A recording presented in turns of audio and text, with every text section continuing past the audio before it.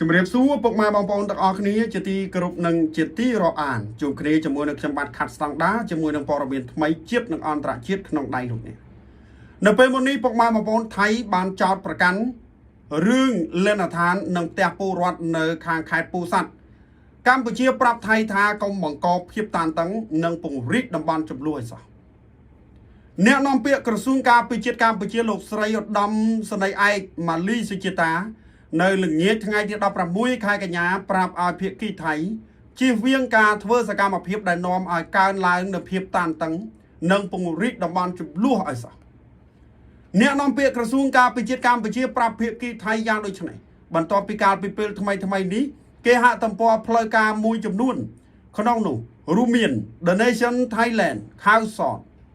គេហាក់ទំព័ររបស់ការិយាល័យអ្នកនាំពាក្យកងទ័ពជើងទឹកថៃនិងបញ្ជាការដ្ឋានការពារព្រំដែនបាច័ន្ទបុរីត្រានបានលើកឡើងពីបញ្ហានៃការឈរជើងនិងការតាំងទីលំនៅរបស់ប្រជាពលរដ្ឋកម្ពុជានៅភូមិឯកភាពឃុំថ្មដាស្រុកវាលវែងខេត្តពោធិ៍សាត់ទល់នឹងភូមិបានចម្រៀកឃុំចម្រក់ស្រុកមឿងខេត្តត្រាតរបស់ប្រទេសថៃបាទត្រាតហ្នឹងក៏ជាអតីតដីរបស់ខ្មែរដែរហ្នឹងយើងនិយាយជាក់ស្ដែងបាទខេត្តត្រាតខេត្តអីហ្នឹងសុទ្ធតែជារបស់ខ្មែរទេបាទថៃឈ្លានពានយកពីខ្មែរទៅដល់តាំងពីសម័យបារាំងណាយើងនិយាយឲ្យជាក់ស្ដែងតែម្ដងជុំវិញការលើកឡើងរបស់ភាគីថៃពាក់ព័ន្ធទៅនឹងបញ្ហាទាំងនេះអ្នកនាំពាក្យក្រសួងការពារជាតិកម្ពុជាកន្លងមកកម្ពុជាបានផ្ដល់ការបកស្រាយយ៉ាងច្បាស់លាស់រួចមកហើយតាមរយៈលិខិតឆ្លើយតបរបស់យោធភូមិភាគទី5របស់កម្ពុជាកាលពីថ្ងៃទី1ខែកុម្ភៈឆ្នាំ2022ហើយកម្ពុជាថៃក៏បានដោះស្រាយបញ្ហាមួយចំនួនចប់រួចរាល់ផងដែរដោយឡែកបញ្ហាដែលនៅសេសសល់ដទៃទៀតដែលមិនស្ថិតនៅក្រោមអាណត្តិរបស់អង្គភាពតាមព្រំដែនក៏ដូចជាអាជ្ញាធរមូលដ្ឋាននៅតាមព្រំដែនកម្ពុជាបានលើកសំណើរួចហើយថាបញ្ហាទាំងនេះគួរបញ្ជូនទៅឲ្យគណៈកម្មាធិការចម្រុះព្រំដែន JBC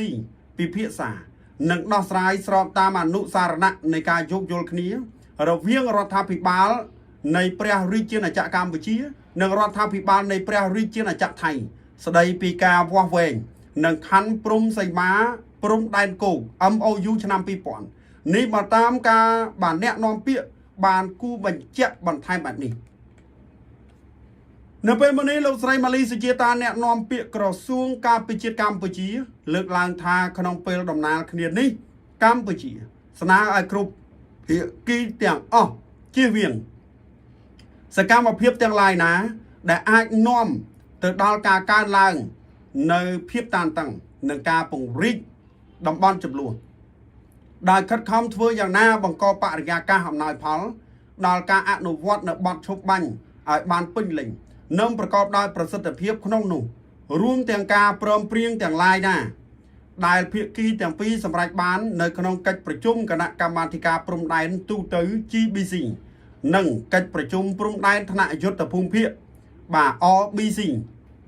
ទាំងអស់ឲ្យបានម៉ឺងម៉ាត់និងខ្ជាប់ខ្ជួនឆ្លៀតក្នុងឱកាសនេះកម្ពុជាបានគូបញ្ជាក់ពីការបដិញ្ញាចិត្តក្នុងការសហការជាមួយនឹងភាគីថៃនៅគ្រប់កម្រិតដើម្បីលើកកម្ពស់សន្តិភាពស្ថិរភាពកិច្ចសហប្រតិបត្តិការនិងការអភិវឌ្ឍសម្រាប់ការបាជាប្រយោជន៍ដល់ប្រទេសនិងប្រជាជនប្រទេសទាំងពីរអញ្ចឹងពុកម៉ែបងប្អូនណាបាទឃើញថាឥឡូវនេះខាងទ័ពជើងទឹករបស់ថៃម្ដងបាទកងទ័ពជើងទឹករបស់ថៃម្ដងគេចេញមកឯណាពំបៀនឯណាឲ្យប្រជាពលរដ្ឋខ្មែរបាទរុះរើផ្ទះសម្បែង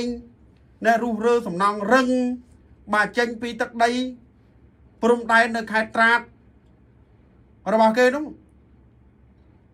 ខ្ញុំមិនដឹងថាថៃវាគិតស្អីរាល់ថ្ងៃនេះហើយចឹងគេហៅថាធ្វើឲ្យខ្មែរthamចិត្តណាបាទធ្វើឲ្យខ្មែរthamចិត្តវាមិនដឹងថាគូក្បាលវានឹងសិតតែស្អីណាផុតពីមួយចូលមួយវាចង់បានដីខ្មែរហ្នឹងដូចជាវាចង់នោះចង់ហ្មងណាបាទសំខាន់គេបានលើកឡើងហើយគេថាគេចង់ឲ្យ Này bộ rọt khmai dương nó rù rơ tè sầm bài chênh បាទនៅខាងភូមិឯកភាពឃុំថ្មដាស្រុកវាលវែងខេត្តពោធិ៍សាត់បាទដែលមានព្រំប្រទល់ជាប់នឹងភូមិបានចម្រៀកបាទឃុំចម្រក់ស្រុកមឿងខេត្តត្រាតបាទអញ្ចឹងគឺគេបានបញ្ជាក់ណាបាទខាងតបជើងទឹកហើយមួយទៀតបើតាមខ្ញុំមើលទៅគេថាគេនឹងត្រៀមមានសកម្មភាពថែមទៀតបាទគេត្រៀមនឹងធ្វើសកម្មភាពថែមទៀត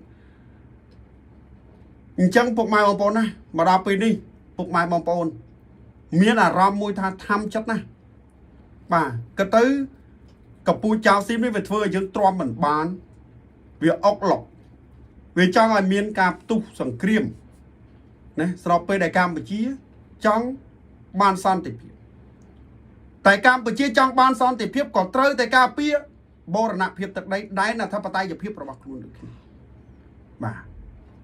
តែខ្ញុំមើលព័ត៌មានច្រើនដែរហើយឃើញថាថៃមិនស្ដាប់អន្តរជាតិទី1ថៃមិនគោរពបទជប់បាញ់ថៃមិនខ្លាចអង្គការសហប្រជាជាតិ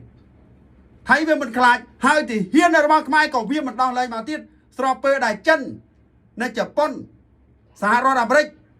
បានដាក់គេហៅថាគំនាបឲ្យថៃដោះលែងទីហ៊ានរបស់កម្ពុជាក៏ថៃមិនដោះលែងនេះហើយខ្ញុំសូមផ្ដាំនៅពុកម៉ែបងប្អូនណាកុំចាប់ដៃជាមួយទីហ៊ានស៊ីមឲ្យសោះឃើញទេចិត្តល្អពេកលទ្ធផលគេចាប់ណាមិនមែនខ្ញុំបន្ទោសទេតែខ្ញុំផ្ដាំផ្ញើថាកុំនេះកុំតែចាប់ដៃកុំទៅអបអស្អីជាមួយអាកពូចៅស៊ីមនេះកុំឲ្យសោះ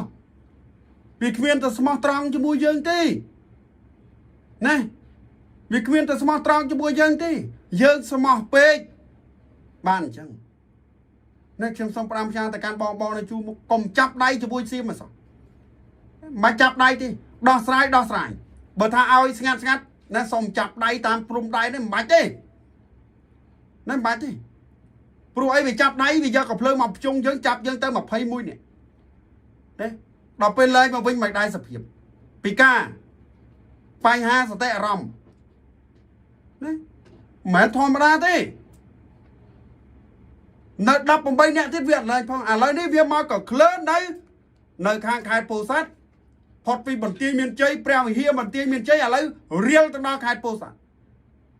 វាដាក់កំហិតឲ្យពលរដ្ឋយើងរុះរើផ្ទះសម្បែងចេញណាអញ្ចឹងពុកម៉ែបងប្អូនតាក់ទងទៅនឹងព័ត៌មាននេះបាទនេះគឺជាព័ត៌មានក្តៅហើយអ្នកនាំពាក្យ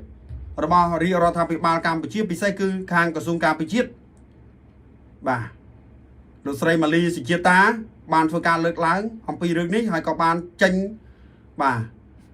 ការធ្វើការឆ្លើយតបទៅវិញថាហាមណា